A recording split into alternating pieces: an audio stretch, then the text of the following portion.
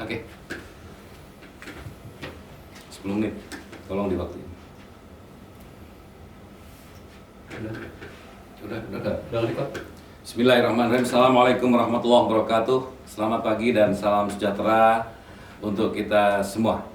Bapak Ibu yang berbahagia, para peserta PKN tingkat 2 angkatan 22 yang luar biasa. Pada hari ini kita akan memasuki materi agenda 3, yaitu manajemen strategis, yang tentunya mudah-mudahan bisa menjadi bekal kepada Bapak Ibu sekalian dalam melanjutkan proses pembelajaran di PKN 2. Bapak Ibu sekalian, izinkan saya untuk share screen. Sehat-sehat semua Bapak Ibu ya. Terima kasih, alhamdulillah. Oke, saya akan lanjutkan share screen saya. Mohon izin. Bapak Ibu sekalian,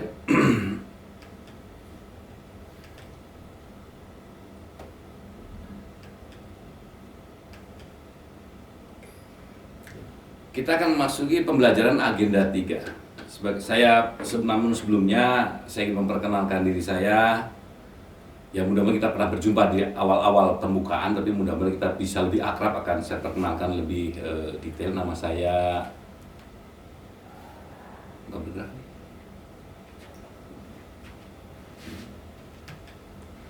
saya Ahmad Nijam. Saya di Magelang, kemudian tahun 69, jadi masih cukup muda lah untuk menjadi teman Bapak Ibu sekalian. Kemudian alhamdulillah pada sampai hari ini saya sudah menjadi pembina utama 4C. Kemudian saya adalah Widya Iswara Ahli Madya pada Pusdiklat Tenaga Administrasi.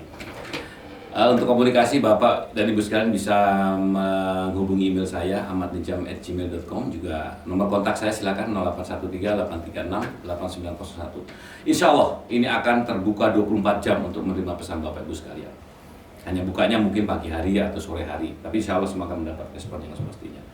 Itulah perjalanan saya di birokrasi, dimulai pada tahun 1988 sebagai staf pada Ditjen PHU, kemudian bergerak terus sampai hari ini. Saya kembali menjadi Widya Iswara Ahli Madya, terhitung mulai 1 Juni 2022. Jadi sudah cukup lama Bapak Ibu, hampir sepertiga umur saya itu, 2/3 umur saya itu mengabdi pada Kementerian Agama. Bapak Ibu sekalian, pengembangan kompetensi kepemimpinan nasional merupakan jawaban terhadap tantangan organisasi yang hari ini lebih fokus pada inovasi, tuntutan digitalisasi, pengembangan SDM, kemudian cara kerja yang lebih efisien, dan bagaimana membangun kolaborasi serta mempengaruhi stakeholders. Oleh karena itu, seorang pemimpin harus mempunyai kompetensi untuk berpikir inovatif, mindset yang berkembang, etika dan integritas itu sudah pasti, sistemik, kemudian penguasaan teknologi digital, mampu membangun komunikasi yang efektif dan membangun kolaborasi dengan berbagai stakeholder, serta yang paling pokok adalah mengelola perubahan dan memecahkan masalah-masalah kompleks.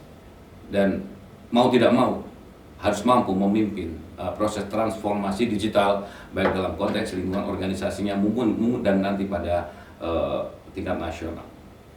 Bapak Ibu sekalian, oleh karena itu pelatihan kepemimpinan menjadi satu syarat untuk penggunaan kompetensi seorang pimpinan jabatan tinggi pratama, madya, administrator maupun pengawas. Oleh karena itu, lembaga administrasi negara sejalan dengan tuntutan perkembangan terkini melakukan transformasi yang cukup radikal terhadap kurikulum dan kebijakan-kebijakan mengenai pelatihan kepemimpinan ini. Baik dalam kurikulumnya, baik bagaimana model pembelajarannya yang dulu klasikal full, sekarang mau tidak mau harus menjadi blended maupun distance learning. Atau bahkan mungkin dalam beberapa aspek, kalau memang sebuah wilayah tidak dapat dilakukan secara e-learning, maka klasikal menjadi pilihan yang paling terakhir. Bapak Ibu sekalian, perubahan kebijakan ini juga mendasari pada proses-proses pembelajaran, di mana mata pelatihan inti, kemudian mata pelatihan pilihan dan dasar itu mengalami beberapa perubahan yang cukup signifikan, termasuk juga nanti pada pendidikan. Ini tentunya sudah Bapak Ibu dengar semua ketika dulu ada overview ya, secara lebih luas. Saya hanya sedang mereview saja apa yang sudah disampaikan. Kemudian pelatihan struktural ini juga sudah Bapak Ibu pahami dari mulai PKN tingkat 1 untuk JBT Madya, PKN tingkat 2 untuk Bapak Ibu sekalian, ada pelatihan kepemimpinan administrator, pelatihan kepemimpinan pengawas yang masing-masing mempunyai grade kompetensi berbeda. Untuk pengawas misalnya kepemimpinan pelayanan, untuk administrator pada kinerja, untuk Bapak Ibu sekalian yang masuk dalam PKN 2 adalah kepemimpinan strategis, dan naik pada JPT Madya adalah kepemimpinan kolaboratif. Bapak Ibu sekalian, pembelajaran pada pelatihan kepemimpinan hukumnya sekarang menjadi wajib adalah blended learning yang terdiri dari klasikal dan non klasikal. Ini sudah wajib di semua angkatan pelatihan kepemimpinan. Tahap blended learning pada umumnya sama, yaitu dari mulai tahap pertama di tempat penyelenggaraan, kemudian pembelajaran mandiri, kemudian nanti sampai dengan pembangunan komitmen bersama itu di kedudukan peserta dan tempat kerja. Kemudian pembelajaran klasikal tahap 2 di tempat penyelenggaraan ini lebih banyak pada stula, visitasi, benchmark, kemudian ada juga seminar rancangan aksi perubahan maupun rancangan proyek perubahan. Selanjutnya setelah selesai pada tahap yang klasikal kedua ini, Bapak Ibu mengaktualisasikan kepemimpinan Bapak Ibu di tempat kerja peserta selama kurang lebih 60 hari ya. Kemudian nanti kembali pembelajaran klasikal tahap ketiga di tempat penyelenggara sebagai bentuk pertanggungjawaban terhadap apa yang sudah Bapak Ibu lakukan ketika melakukan aktualisasi kepemimpinan. Di sini kemudian nanti akan ada seminar laporan proyek perubahan maupun aksi perubahan yang telah Bapak Ibu lakukan. Bapak Ibu sekalian, kurikulum kemarin sudah disampaikan dari mulai mata pelatihan inti, mata pelatihan dasar, dan mata pelatihan pilihan. Selanjutnya kita akan lebih fokus nanti pada agenda kita, yaitu agenda 3, yaitu agenda manajemen strategik atau manajemen strategis, di mana ada 4 mata pelatihan, yaitu manajemen strategis sektor publik, isu strategis, marketing sektor publik, dan private public partnership atau kemitraan pemerintah dengan swasta. Bapak Ibu sekalian, mengapa agenda manajemen strategis menjadi penting? Karena ini akan melahirkan nanti berkelanjutan kepada mata pelatihan atau agenda keempat, yaitu kepemimpinan strategis, di mana Bapak akan mengaktualisasikannya nanti dalam visitasi, kemudian VKN, polisi, brief, proyek perubahan, sehingga nanti akan melahirkan sebuah peningkatan kinerja strategis. Sehingga agenda 3 merupakan embrio untuk melahirkan output proyek perubahan misalnya di agenda 4. Bapak sekalian, PKN 2 berbasis proper, yaitu project based learning, yang dari beberapa definisi pada prinsipnya adalah pengalaman belajar pelatihan peserta didik maupun konsep dibangun berdasarkan produk yang dihasilkan dalam proses pembelajaran berbasis proyek.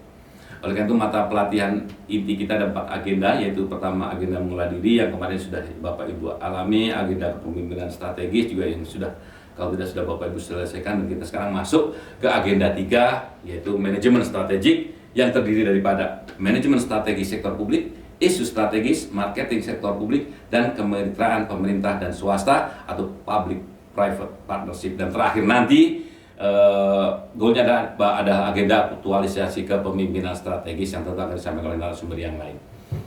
Bapak Ibu sekalian, sesuai dengan Keplan nomor 374 bahwa agenda kepemimpinan ini membekali peserta dengan kemampuan menerapkan manajemen strategik melalui analisis atau diagnostic reading, perumusan serta implementasi strategi dalam mengelola lingkungan strategis yang didukung dengan kemampuan pemasaran atau marketing sektor publik untuk menjamin efektivitas implementasi kebijakan. Seluruh kegiatan pembelajaran dirancang dan disampaikan nanti secara terpisah dalam satu kesatuan untuk mencapai tujuan kurikulum agenda manajemen strategi. Baik Bapak Ibu sekalian, mata pelatihan dasar bersifat mandatori, nanti ada rumpun penguat pola pikir, rumpun pembelajaran digital dan sebagainya, kemarin juga sudah dijelaskan. Kemudian pada mata pelatihan pilihan ini diberikan untuk seluruh jenjang pelatihan struktural yang memuat agenda penunjang pembelajaran aktualisasi kepemimpinan, di mana dari mata pelatihan pilihan inilah juga akan menjadi reference bagi proyek perubahan yang akan Bapak Ibu susun.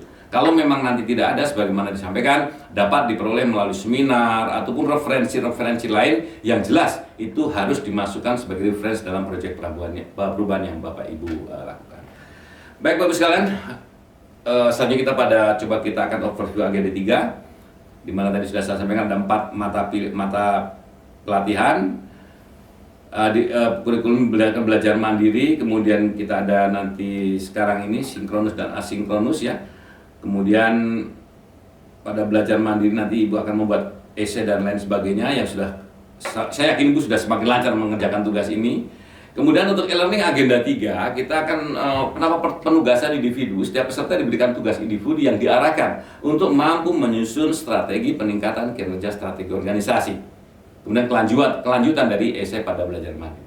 Kemudian nanti dalam penugasan kelompok, peserta diberikan tugas kelompok untuk menyusun manajemen strategi dalam mendiagnosa organisasi untuk beradaptasi dengan lingkungan strategis yang didukung dengan kemampuan pemasaran sektor publik dan kemitraan, atau disediakan makalah bisa dari kami atau nanti kita berhasil diskus, tergantung dari perkembangan pembelajaran. Dan terakhir adalah sharing hasil penugasan kelompok.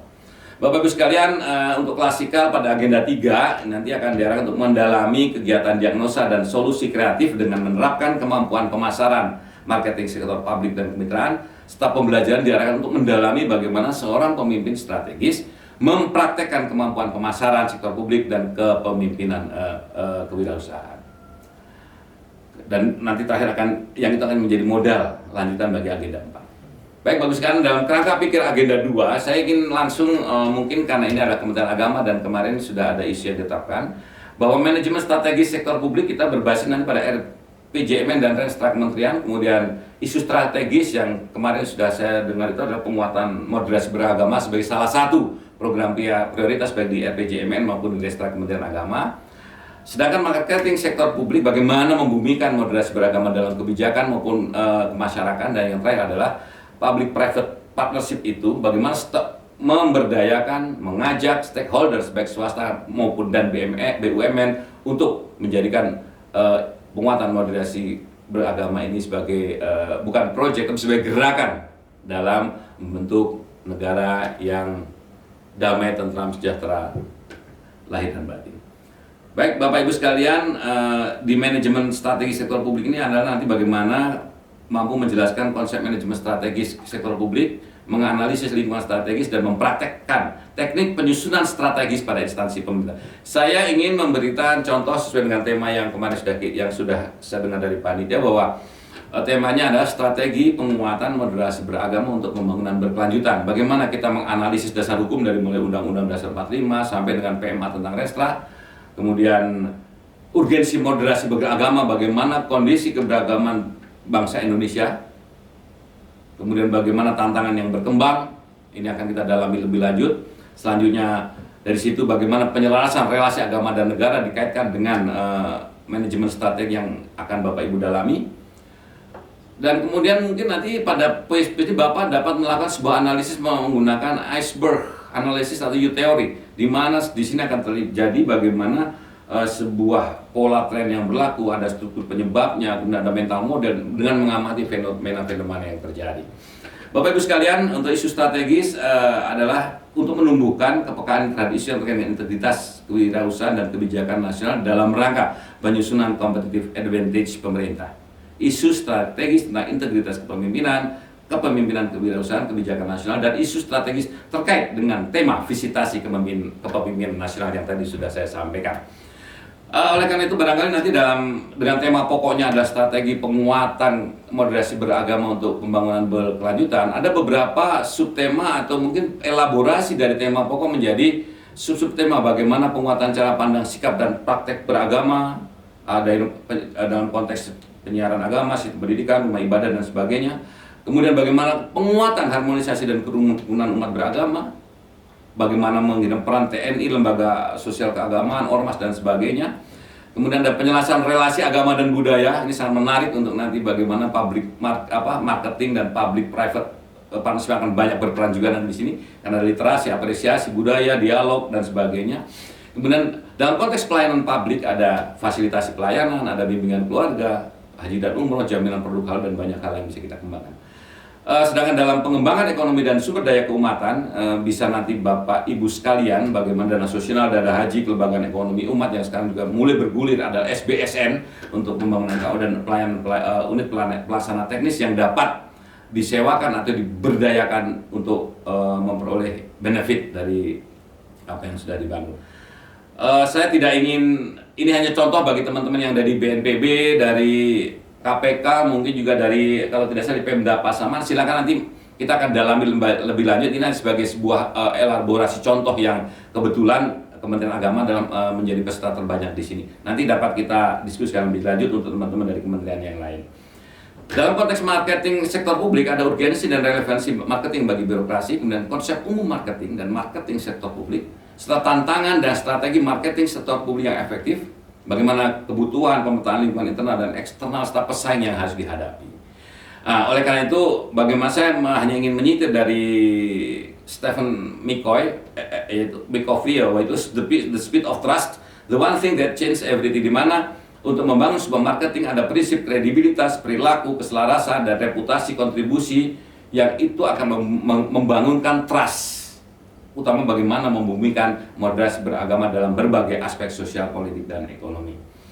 Selanjutnya pada public-private partnership, saya ingin menyampaikan bahwa peserta nanti akan dituntut kemampuan untuk memahami urgensi marketing di sektor publik, bertantangan dan strategi marketing sektor publik. Bagaimana kemitraan swasta dengan pemerintah itu konsepnya seperti apa, mampu menganalisis peluang dan resiko public-private partnership, dan mampu mengembangkan program public-private partnership. Oleh karena itu, saya ingin sampaikan bahwa skema PPP yang berdasarkan regulasi itu ada pada Perpres 67, yaitu kemudian disahkan dengan Perpres 38 2005, di mana di situ dapat dilihat bahwa pemerintah dan swasta dapat berbagi tanggung jawab dan resiko, kemudian bantuan dari pihak swasta dapat menekan pengeluaran APBN maupun APBD, dan bahkan pihak swasta dipandang memiliki sumber daya yang berkualitas dan mumpuni sehingga dapat mewujudkan pembangunan infrastruktur yang efektif dan efisien. Oleh karena skema KPBU adalah pihak swasta akan mendirikan perseroan terbatas yang memang hanya bertujuan untuk melaksanakan proyek dari apa yang dikerjasama dengan pemerintah. Baik Bapak Ibu sekalian, untuk sektor skema PP ini meliputi transportasi, jalan, sumber daya air dan irigasi, air minum dan sebagainya, nanti bisa kita dalami. Intinya adalah bagaimana kita memberdayakan, melibatkan seluruh stakeholders dalam rangka penguatan program pemerintah yang dapat bermanfaat secara berkelanjutan bagi masyarakat dan bangsa ini. Bapak Ibu sekalian, barangkali itu ya beberapa hal yang ingin saya sampaikan. Mungkin kita dapat langsung discuss. Terima kasih. Bila taufiq wal hidayah. Assalamualaikum warahmatullahi wabarakatuh. Sampai ketemu kembali.